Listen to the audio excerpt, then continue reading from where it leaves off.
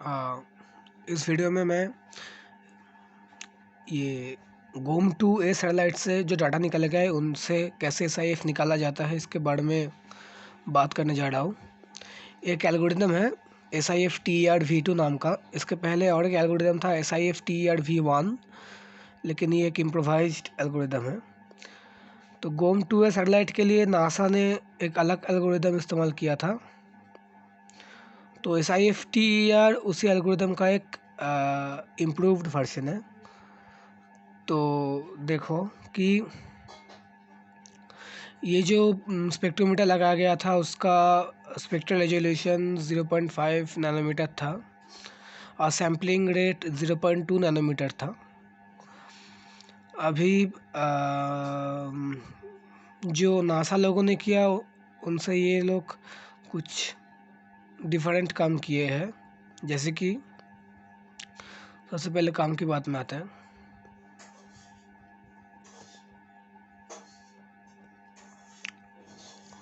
ये है उनका मेन इक्वेशन।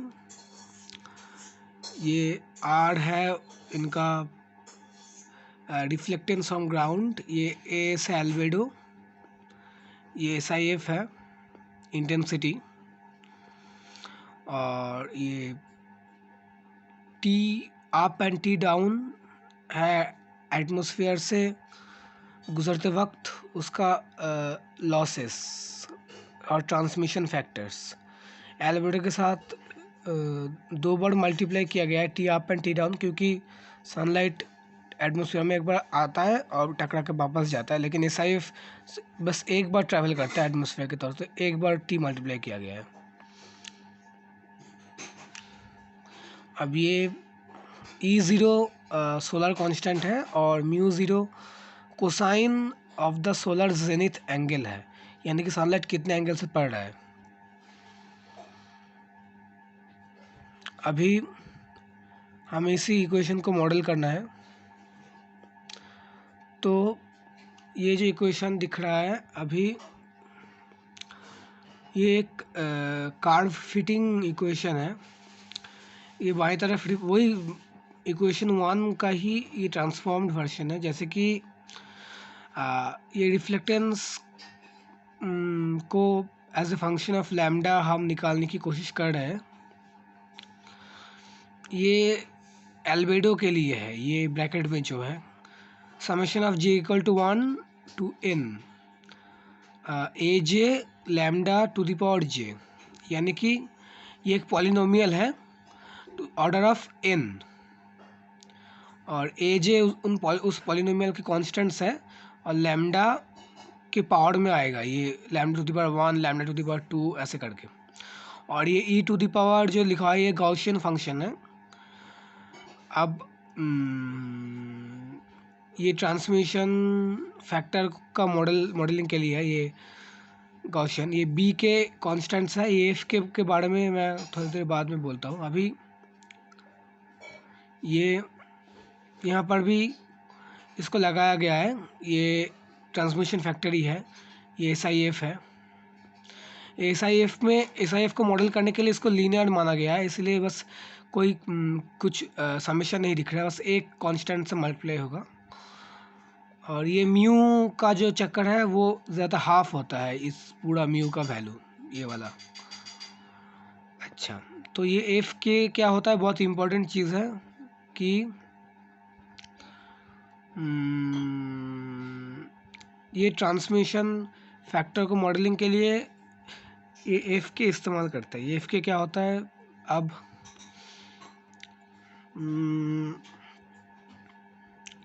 ये रहा, ये PCs दिख रहा है, ये PC है प्रिंसिपल कंपोनेंट। ये देखो प्रिंसिपल कंपोनेंट है FK ऑफ लैम्डा। तो क्या किया जाता है, हमारा जो एल्बेडो आ रहा है ज़मीन से, प्योर एल्बेडो, तो जब वो एटमॉस्फेयर से गुजरता है तो उसका डिस्टॉर्शन आता है। तो उस डिस्टॉर्शन को हम उसके कुछ कंपोनेंट्स में बांटते हैं।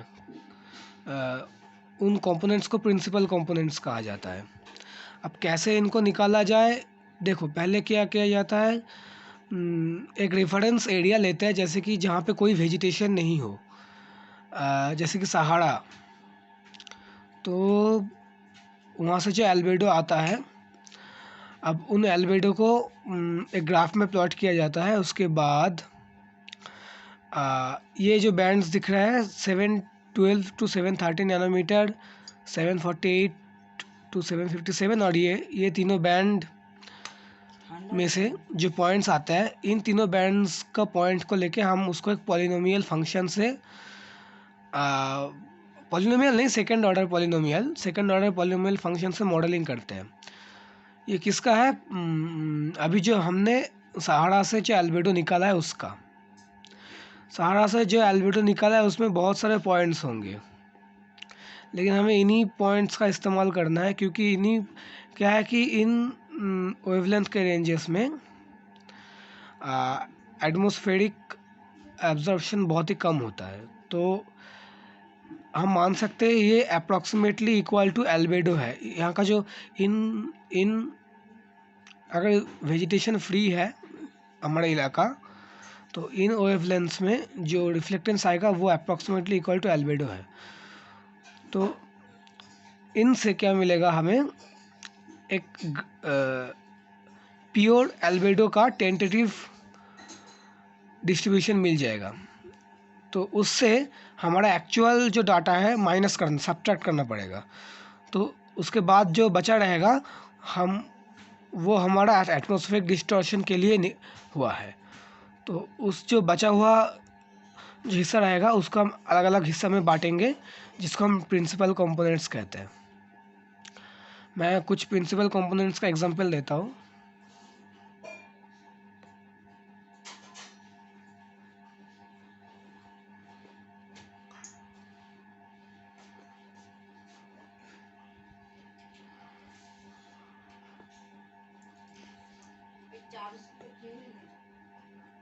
ये देखो, ये सारे प्रिंसिपल कंपोनेंट्स हैं, PC1 PC2, ये PC, ये सभी कॉन्स्ट नंबर्स है, इसका कोई यूनिट नहीं है PC1 का, लेकिन ये एक फंक्शन है। PC1 एक पूरा का पूरा फंक्शन है।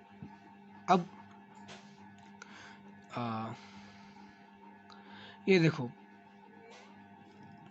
ये लिया एक डिस AMR, ये एक सिमुलेशन है, यानी कि ये ओरिजिनल डाटा नहीं देता, ये कंप्यूटर सिमुलेशन है जो हमें एक टेंटेटिव डाटा सेट देता है, जो हमें एक आइडिया देता है कि हमारा ओरिजिनल स्पेक्ट्रोस्कोप कैसा डाटा देने वाला है। जैसे GOM2, ये रेड वाला कर्व GOM2 ने निकाला है, और ये ब्लू वाला कर्व ये सिमुलेशन निकाल, देखो कितना करीब करीब आ रहा है।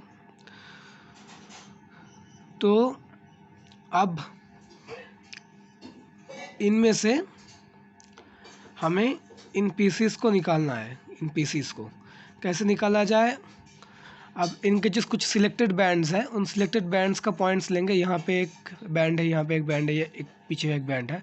इन तीनों बैंड्स के जो पॉइंट्स हैं, उन पॉइंट्स को एक सेकेंड ऑर्डर बाकी के पॉइंट्स छोड़ देंगे, बाकी के पॉइंट्स अभी नहीं देखना। तो इन तीनों बैंड्स में जो पॉइंट्स है उसको एक सेकेंड ऑर्डर पॉलिनोमियल से नापेंगे, और उसके बाद जो बचा हुआ रहेगा वो कुछ ऐसा दिखेगा। ये PC1 वो सेकेंड ऑर्डर पॉलिनोमियल से नापने के बाद ये असली वाला ग्राफ जब वो सब्ट्रैक्ट किया जाएगा तो ये ऐसा दिखेगा, PC1 PC2 PC3। ये पहला दोनों मेन कंपोनेंट है, ये दोनों अच्छे से मॉडल कर लिया जाए तो बाकी का कंट्रीब्यूशन बहुत कम आता है। अच्छा, तो ऐसे हम वो FK निकालते हैं।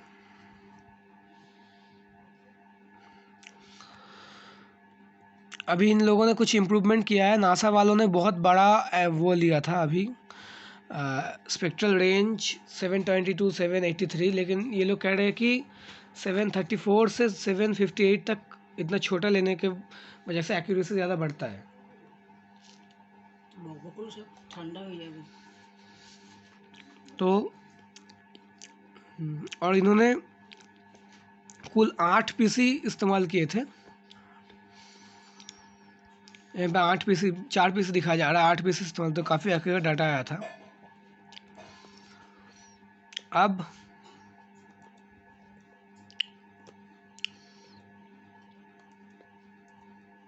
ये जो इक्वेशन है इसमें n plus m plus SIF के लिए 1, n प्लस m प्लस 1 कुल इतने फिटिंग फैक्टर्स है, मतलब हमें यहाँ अननोन सा निकालना है, तो उससे काफ़ी ज़्यादा डेटा होना ज़रूरी है, मतलब डेटा पॉइंट्स, ठीक है, तभी हम इन सारों को निकाल पाएंगे। ये बहुत हेवी कंपटीशन में आता है क्योंकि हमें ये AJ BK और SIF के लिए ये सब आइटरेटिवली देखना पड़ता है कि कौन सा कितना अच्छे से फिट हो रहा है आर्बिट्ररली चूज़ करके, तो ये बहुत टाइम कंज्यूमिंग है और हेवी कॉम्पिटिशन, तो ये ग्राउंड पे किया जाता है। तो ये लोग ये भी एक 737 पीक पे भी नाप रहे थे।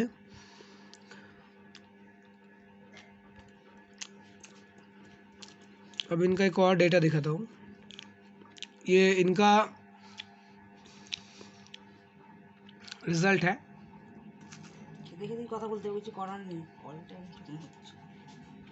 कि ये ग्रीन वाला कार्व जो दिख रहा है ना, ये ग्रीन वाला कार्व उनका रिकॉर्डेड डाटा है, और इस ग्रीन वाला कार्व के पीछे ही एक पर्पल कार्व भी छुपा हुआ है, लेकिन वो ग्रीन और पर्पल वाला कार्व इतना अच्छे से कोइंसाइड हो रहा है कि मैं दिख नहीं रहा अच्छे से। अब ये ग्रीन वाला कार्व असली वाला डाटा है और ये पर्पल वाला कार्व मॉडल्ड डाटा है, मतलब इतना अच्छे से वो कोएफिशिएंट्स को निकाला गया कि एकदम परफेक्टली फिट हो गया। तो ये नीचे वाला लाल और हरा जो ग्राफ दिख रहा है ये एरर है, खाली आंखों में भले ही ना दिख रहा हो लेकिन एरर इसमें है। तो कौन से पॉइंट में कितना एरर है यहाँ पे दिखा रहा है। ये लाल वाला जो है दिख रहा है कि एरर ज़्यादा है, ऊंचा ऊंचा पीक्स है, क्योंकि इन लाल वाले में SIF को नहीं लिया गया था कैलकुलेशन में, लेकिन ये ग्रीन वाले में SIF को लिया गया था। तो इस समय साफ दिखता है कि SIF का असर पड़ता है रिफ्लेक्टेंस पे, बहुत अच्छा असर पड़ता है। और ऊपर वाला नीला वाला जो ग्राफ है, ये जो ग्रे शेड्स दिख रहे हैं तुम्हें, ये ग्रे शेड्स फ्राउनहोफर लाइंस है।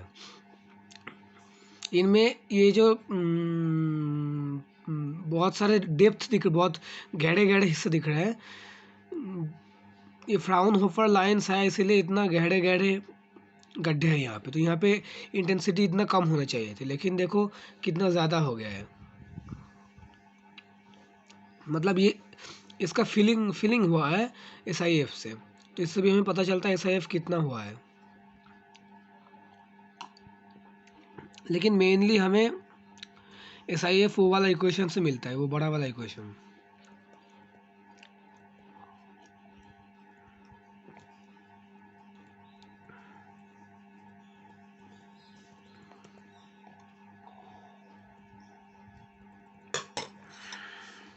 ये वाला इक्वेशन से मिलता है। तो ऐसे ये निकाल रहे हैं। अब ये सहारा